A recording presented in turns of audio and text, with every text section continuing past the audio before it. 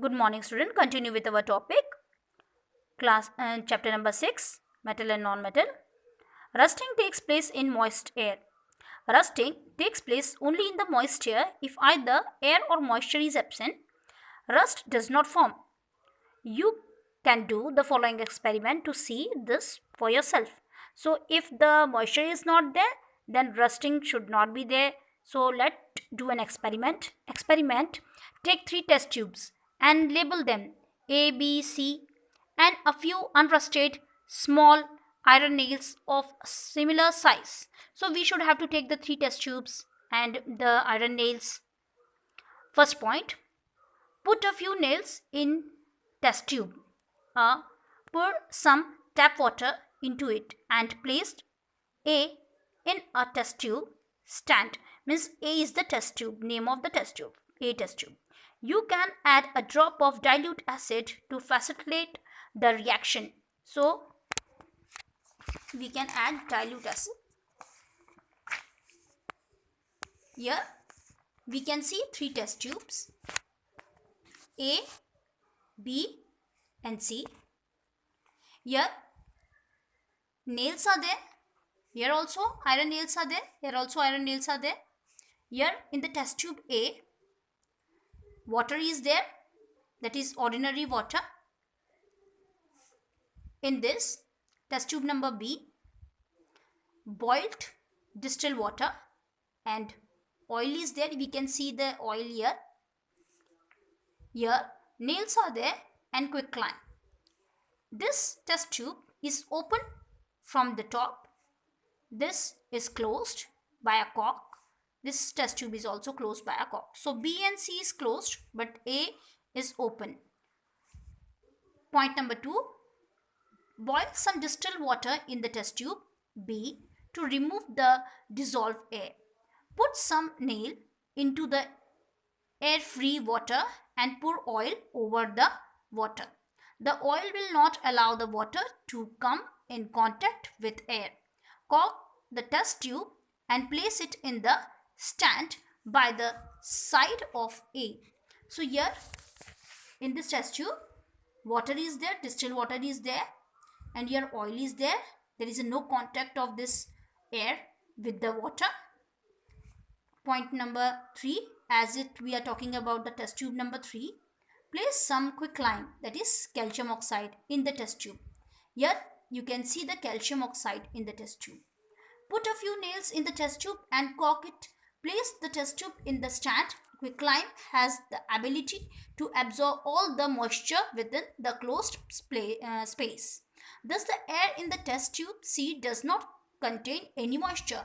So here we can see the calcium oxide is there, that is a quicklime, and it has an ability to absorb all the moisture which is present in this air, and this air does not contain any moisture. So here this quicklime is absorbing all the moisture. Examine now C. The nails after the few days. So let them keep for the few days. After few days we will see. You will find that only the nail in the test tube A have rusted, but not those in the other test tubes. So only A test tube's nails are rusted, not B and C. Why? What is the reason? Let's see. This is because the test tube A has both the air and the moisture. A is rusted because the moisture is there. Iron does not rust in moisture without air, and in other test tube the air is not there, so it is not in the contact with the iron nail. So in test tube number B, iron nail does not rust. Reason? Because the air is not contact with the nail. Why? Because this oil layer is there, so it does not allow the air to pass. Or in the air without moisture, test tube number C. So now test tube C, it contains the air, but the quicklime is there, so it absorbs all the moisture. So if moisture is not there, then iron will not rust. So what is the conclusion? The conclusion is that if moisture will not be there in the air, then iron will not be rust. The following chemical reactions takes place in this rusting. See here, this is the rusting reaction. Iron reacting with the oxygen, reacting with the water. So iron reacting with oxygen with water and rust form.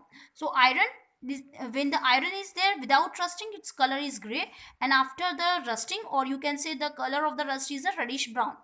Here, how to prevent the corrosion? Now we have to see how we can prevent the corrosion. Corrosion is highly destructive, means it is not good. It destroy the metals. It eat away the metal and destroy the strength of the metal by making it crack. When a metal is corroded, it has to be placed, and the loss thus causes the run into the huge amount every year. So this destruction, or you can say the destroy of the metal, takes place in the huge amount, and it is the loss of the metal as well as it is a loss of the amount also. Metals can be protected from corrosion by preventing. We can protect the metal by corrosion or by rusting. But how? Let's see the process, how we can do it. Then, from the rusting, remaining in the direct contact with the air. This can be done by the following methods. So, we can use the following methods to prevent the corrosion or the rusting. First method is painting. Here, apply a paint, preferably the acid resistant, protects the metal from the chemical action of the air or a solution. So if the metal is painted, then it get protected from the acid or from the moisture which is present in the air. Greasing, if we grease the metal, applying a grease over the metal surface also protects the metal from the chemical action. So if we grease the metal, then it protects with the moisture and the air. Then galvanizing, a metal object is dipped in the molten zinc so that a layer of zinc forms on the surface of the object. So the object can be protected, but what we have to do? We have to dip in the molten zinc, hot molten zinc. We have to dip the object. That is the galvanizing, and thus the object get protected. Then the object is said to be a galvanized, and what we will say to that object is galvanized. Galvanizing prevents rusting. So here very important, galvanizing prevents rusting. Galvanized iron, it is short form GI. Pipes are used for the water connections in home. So in homes we are using the GI pipes, that is the galvanized pipe. Similarly, GI sheets are used for making air coolers. So air coolers are also made by GI sheets. Now